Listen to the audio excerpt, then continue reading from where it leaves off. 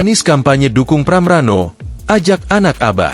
6 hari jelang pencoblosan, ex-Gubernur Jakarta Anies Baswedan mengajak seluruh pendukungnya di Pilkada Jakarta 2017 dan Pilpres 2024, yang kerap disebut anak Abah, untuk mendukung Cagup-Cawagup Pramono Anung Rano Karno di Pilkada Jakarta 2024. Anies menilai hal tersebut sudah jelas dengan kehadiran dirinya dalam acara kampanye Pram Rano di lapangan Blok S, Jakarta, Kamis 21 November.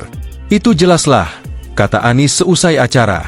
Acara bertajuk, Apel Siaga Kawal TPS Rapat Akbar Warga Kota.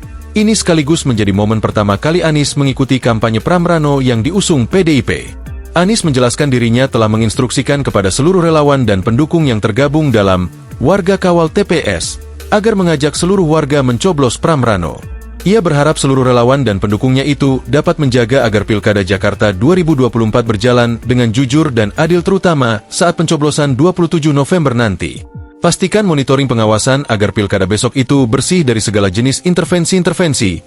Yang ketiga adalah memastikan proses pencoblosan di hari hanya itu berlangsung dengan jurdil, tutur dia.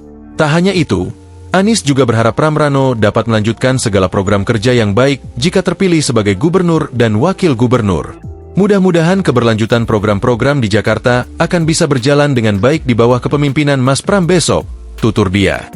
Acara ini menjadi momen pertama kali Anies turut serta dalam kampanye Pramono Rano di Pilkada Jakarta 2024. Pramono Rano diusung oleh PDIP dan Hanura di Pilkada Jakarta 2024. Mereka akan melawan Ridwan Kamil Suswono yang diusung Koalisi Indonesia Maju Plus, Kim Plus, yang berisi belasan partai politik. Pramono Rano juga akan melawan Dharma Pongrekun Wardana yang maju melalui jalur independen. Download Tribun X sekarang, menghadirkan lokal menjadi Indonesia.